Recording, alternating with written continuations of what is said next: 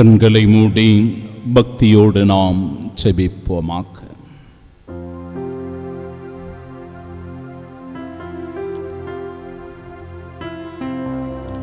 கடவுளை நினை, உன் அதிகாலை பொழுதினில் கடவுளை நினை. அவர் உனக்கு வாழ்வு கொடுத்திருக்கிறார் என்பதை முழுமையாக விசுவசித்து நன்றி சொல்.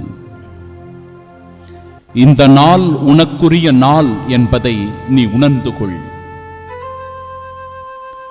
நீ அடியெடுத்து வைக்கும் ஒவ்வொரு நொடி பொழுதும் ஆண்டவர் உன்னை வழி நடத்துகிறார், உன்னை பாதுகாக்கிறார் என்பதை முழுமையாய் அறிந்து உணர்ந்து கடவுளுக்கு நன்றி சொல். பல சூழ்நிலைகளில் இந்த உலகம் நமக்கு ஒரு தவறான வழியை காண்பிக்கிறது, இடறி விழுவதற்கான சூழலை ஏற்படுத்துகிறது, ஆண்டவரை விட்டு விலகி போவதற்கான வாய்ப்புகளை சாத்தான் கொடுக்கிறான். அது பல ரூபங்களில் நமக்கு முன்பாக ஒவ்வொரு நாளும் கண்ணியைப் போல வைக்கப்படுகிறது. அது பணமாக இருக்கலாம், பதவியாக இருக்கலாம், பட்டம் புகழாக இருக்கலாம். வைக்கப்படுகிற இந்த கண்ணியில் நாம் தவறி விழுந்துவிட்டால் இந்த உலகத்தின் சாத்தான் நம்மை வீழ்த்தி விட்டான் என்ற அர்த்தம். மிக எச்சரிக்கையோடு மிக கவனத்தோடு நம் வாழ்க்கை பயணத்தை நாம் தொடர்கிறோம் என்றால் நிச்சயமாய் கடவுள் விரும்புகின்ற இறை ஆட்சியை இந்த உலகத்தில் கட்டி எழுப்ப முடியும். நீங்களும் நானும் இயேசுவின் சாட்சியாக உலகத்தில் இருக்க முடியும். உண்மை, இது சவால் நிறைந்ததுதான், போராட்டம் மிக்கதுதான், எளிமையாக புரிந்து கொள்ள முடியாததுதான், இந்த உலகம் ஏற்றுக்கொள்ள முடியாததுதான். ஏன் நம் உறவினர்களோ நண்பர்களோ கூட சில நேரங்களில் இவற்றை புரிந்து கொள்ள மாட்டார்கள், நம்மை வெறுப்பார்கள், நம்மை தூற்றுவார்கள், நம்மை இல்லாதது பொல்லாதது சொல்லி நம் உள்ளத்தை கலங்கடிப்பார்கள். சோர்ந்து விடாதே மகனே, தளர்ந்து விடாதே மகளே. ஆண்டவர் உன்னோடு இருக்க வேண்டும் என்பதை நீ உணர்ந்து கொண்டால், ஆண்டவர் உன்னுள் செயலாற்றுகிறார் என்பதை நீ முழுமையாக விசுவசித்தால், இதோ இந்த நாள் உனக்குரிய நாள், ஒரு வெற்றியின் நாள், ஆண்டவருடைய திருவுளத்தை நிறைவேற்றக்கூடிய ஒரு நாள். நீ ஏறெடுக்கிற எல்லா முயற்சிகளிலும் ஆண்டவர் உனக்கு வெற்றியை தருவார். உன் உள்ளத்திற்கு அமைதியையும் நிம்மதியையும் தருவார். உன் செயல்களில் நீ மாபெரும் முன்னேற்றத்தை காண்பாய். உன் குடும்பத்தில் அன்பும் அமைதியும் சமாதானமும் நிலவும். அதற்கான வரம் வேண்டி இதோ இந்த இறை வார்த்தைக்கு செவி கொடுப்போம். இந்த திருப்பலியில் நம்மை ஒப்பு கொடுத்து மன்றாடி வேண்டி செபிப்போம். இந்த திருப்பலியின் பேறு பலன்களை பெற்று கிறிஸ்துவின் சாட்சியாய் வாழ்வோம். ஆமென்.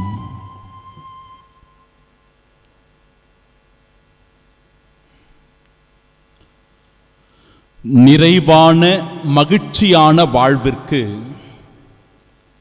3 பாக்களை தினமும் நாம் தேடுகிறோமா? 3 பா. என்னப்பா அது? பணம், பதவி, பட்டம். இந்த 3 பாக்களை தேடிதான் ஒவ்வொரு மனிதனும் தினந்தோறும் ஓடிக்கொண்டிருக்கிறான். உண்மையா? இந்த மறைவுரையில் அவற்றினுடைய உன்னதத்தை உணர்ந்து கொள்வோம். ஆண்டவர் வலியுறுத்துகிற பேருண்மையை உணர்ந்து கொள்வதற்காக நம் சிந்தனைகளை திறப்போம். நம் இதயத்தை திறந்து ஆண்டவருடைய வார்த்தைக்கு செவி கொடுப்போம். உங்களை விடுவிக்க கொடுக்கப்பட்ட விலை கிறிஸ்துவின் உயர் மதிப்புள்ள இரத்தமாகும் என்கிறது இன்றைய நாளினுடைய முதல் வாசகம். நம் ஆண்டவராகிய இயேசு கிறிஸ்துவின் அன்பும் அருளும் அமைதியும் மகிழ்ச்சியும் உங்கள் அனைவரோடும் இருப்பதாக. உங்களை மீட்க பொன்னோ வெள்ளியோ கொடுக்கப்படவில்லை. அழிவுக்கு உட்படுகின்ற அந்த பொன்னோ வெள்ளியோ உங்களை மீட்பதற்காக கொடுக்கப்படவில்லை, மாறாக உங்களை மீட்பதற்காக கொடுக்கப்பட்டது இயேசு கிறிஸ்துவினுடைய உயர் மதிப்புள்ள இரத்தமாகும் என்கிற உண்மையை சான்று பகர்கிறது முதல் வாசகம். ஆம் அன்பு சகோதர சகோதரிகளே, மனிதர்களாகிய நாம் எந்த மனநிலையில் வாழ்கிறோம்? பணம், நிச்சயமாக பணம் நமக்கு அவசியமான ஒன்றுதான். பணம் இல்லாமல் இந்த உலகத்தில் வாழ முடியுமா? வாழவே முடியாது. பணம் அவசியம்தான். ஆனால் இந்த பணத்தின் பின்பாக நாம் ஓடுகிறோம் என்றால், பணத்தை தேடி அலைகிறோம் என்றால், நம் நிலைமை எப்பேற்பட்டதாக மாறிவிடுகிறது என்றால், பணத்தின் மீது கொண்ட மோகத்தினால் நிம்மதியை இழந்து விடுகிறோம், மகிழ்ச்சியை இழந்து விடுகிறோம், மன அமைதியை இழந்து விடுகிறோம். பணக்கார இளைஞனுக்கு ஆண்டவர் இயேசு கொடுத்த அந்த அறிவுரையை நம் மனக்கண் முன்பாக கொண்டு வருவோம். உனக்கு உள்ளதையெல்லாம் போய் விற்று ஏழைகளுக்கு கொடும் என்று ஆண்டவர் சொல்லுகிறார். பின்பு வந்து என்னை பின்பற்றும்.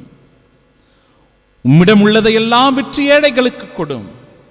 பணத்தினால் ஒருவருக்கு நிறைவு வந்து விடாது, பணம் வைத்திருப்பதாலேயே மகிழ்ச்சி வந்து விடாது என்பதை உறுதி செய்கிறது இந்த பணக்கார இளைஞனுடைய வாழ்க்கை.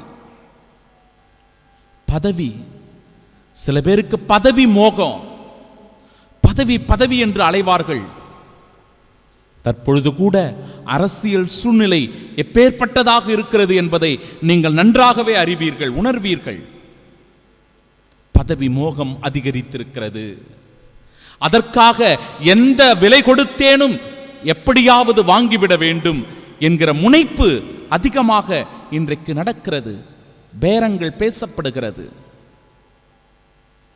அன்பு சகோதர சகோதரிகளே, பதவியினால் ஒருவருக்கு மன நிறைவு வந்து விடாது. ஒருவர் பதவியில் அமர்ந்திருந்தாலேயே எல்லாவற்றையும் சாதித்து விட முடியாது. இன்னும் சில பேருக்கு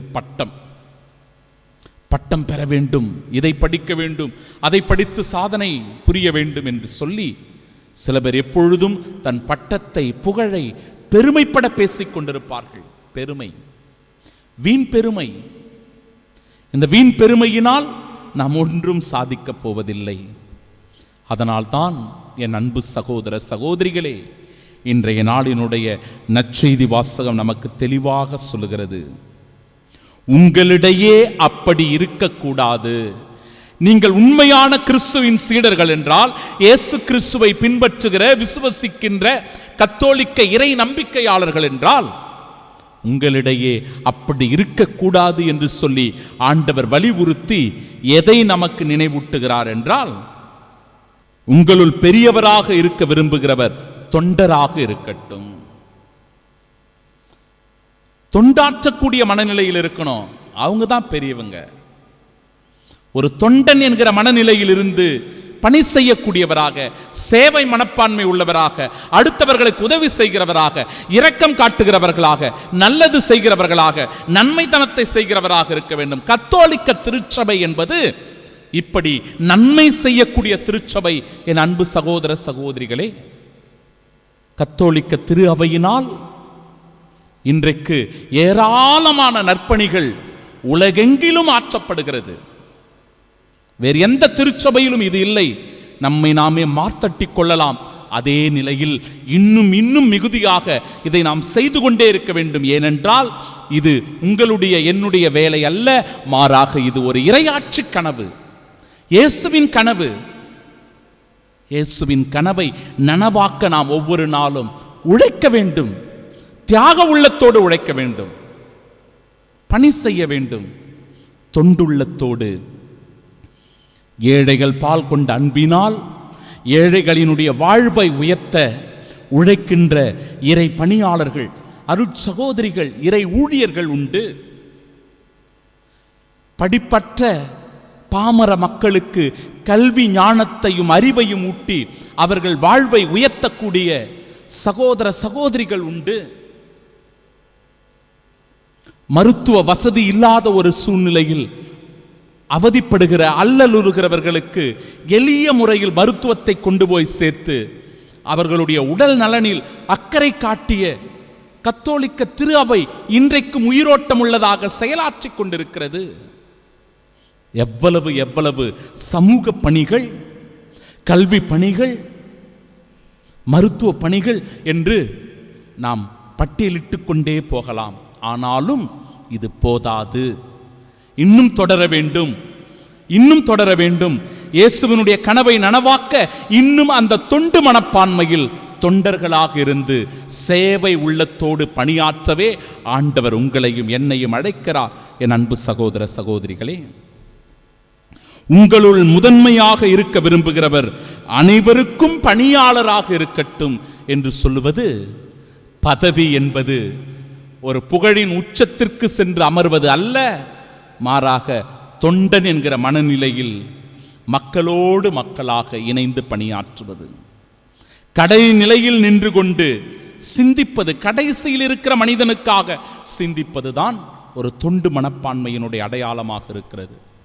அதையே இன்றைய நாளினுடைய முதல் வாசகத்தினுடைய அந்த இறுதி பகுதி, மானிடர் அனைவரும் புல்லை போன்றவர்கள், அவர்களது மேன்மை வயல்வெளி பூவை போன்றது, புல் உலர்ந்து போகும், பூ வதங்கி விடும், நம் ஆண்டவரின் வார்த்தையோ என்றென்றும் நிலைத்திருக்கும்.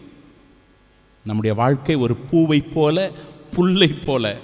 அதனால பணத்திற்கோ பதவிக்கோ பட்டத்திற்கோ புகழுக்கோ ஆசைப்படுவது வீண், அதை தேடி ஓடுவது வீண். இதை நாம் உணர வேண்டும். ஒரு சிறு கதையின் வழியாக இதை நான் உங்களுக்கு உணர்த்த விரும்புகிறேன். என் அன்பு சகோதர சகோதரிகளே, ஒரு அரசன் காட்டிற்கு வேட்டையாடுவதற்காக செல்ல விரும்புகிறான். அப்பொழுது தன்னுடைய அமைச்சரை அழைத்து, அமைச்சரிடத்தில், நான் இன்றைக்கு காட்டிற்கு வேட்டையாடுவதற்கு சொல்ல போகிறேன், மழை வருமா கணித்து சொல் என்று கேட்கிறார். அந்த அமைச்சர் சொல்லுகிறார், அரசே மழை வராது, நீங்க போகலாம். அரசனும் படைத்திரளோடு அந்த காட்டிற்கு வேட்டையாடுவதற்காக போகிறான். அப்படி போகிற வழியில் ஒரு குடியானவன் ஒருவன் கழுதையில ஏறி அந்த வழியாக வந்து கொண்டிருக்கிறான். அந்த குடியானவன், அந்த ஏழ்மையான அந்த மனிதர், அரசே நீங்கள் எங்கே செல்லுகிறீர்கள்? மழை பெய்யும் போல இருக்கிறதே, இந்த நேரம் பார்த்து காட்டிற்குள் செல்லுகிறீர்களே, அங்க போய் மாட்டிக்க போறீங்க அப்படின்னு சொல்றார். அங்கு அமைச்சர் சொன்னார், மழை வராது. இந்த ஒரு ஏழை சாதாரணமானவன், இவன் சொல்லுகிறான் மழை வரும் என்று, நான் அமைச்சரைத்தான் நம்ப வேண்டும் என்று சொல்லி காட்டிற்கு போகிறார். மழை அதிகமாக பெய்கிறது, நன்றாக நனைகிறார்கள். திரும்பி வருகிறான். திரும்பி வரும் வழியில் அதே குடியானவனை பார்க்கிறான். இவருக்கு வியப்பு, அந்த அரசனுக்கு வியப்பு. அந்த ஏழையை பார்த்து கேட்கிறான், எப்படி நீ சரியாக கணித்து சொன்னாய் இன்றைக்கு மழை வரும் என்று? என் கழுதையை பார், என் கழுதையை பாருங்கள், என் கழுதையினுடைய காது முன்னம் பக்கமாக நீண்டிருக்கிறது, இப்படி முன்னம் பக்கமாக நீண்டிருந்தால் மழை வரும் என்று அர்த்தம் என்று சொல்லுகிறான். உடனடியாக ஆச்சரியப்பட்டு போகிற அந்த அரசன், இனி அமைச்சருக்கு பதிலாக இந்த கழுதையை அமைச்சராக்கி விடுகிறேன் என்று சொல்லி அமைச்சராக்கி விட்டான். அதுக்கு பிறகுதான் அந்த அரசனுக்கு பிரச்சனையே வந்தது. என்ன, ஊர்ல இருக்கிற எல்லா கழுதைகளும் வந்து என்னையும் அமைச்சராக்குங்க அப்படின்னு சொன்னதான். அன்பு சகோதர சகோதரிகளே, பதவிக்கு ஆசைப்படுகிற எல்லோரும் தகுதியானவர்கள் அல்ல என்கிற உண்மையை இந்த கதையும் இன்றைய நாளினுடைய நற்செய்தி வாசகமும் நமக்கு நினைவூட்டுகிறது. ஆம், பதவி என்பது முக்கியமல்ல, மாறாக அந்த பதவியை வைத்துக்கொண்டு நான் எவ்வளவு சேவை உள்ளத்தோடு தொண்டு மனப்பான்மையோடு பணியாற்றுகிறேன், பிறருக்கு உதவி செய்கிறேன், அடுத்தவர்களுக்கு வாழ்வு கொடுக்கிறேன் என்பது மிக மிக முக்கியம். இதற்கான வரம் வேண்டி செபிப்போம். ஆம், பட்டம், பதவி, அதிகாரம், புகழ் என்பதற்கு பதிலாக பிறருக்கு உதவி, நன்மை செய்வது, அடுத்தவர்களுக்கு இறங்குவது போன்ற நற்செயல்களை செய்ய முன்வருவோம். இறையாட்சியின் கனவை நனவாக்குவோம். ஆமீன்.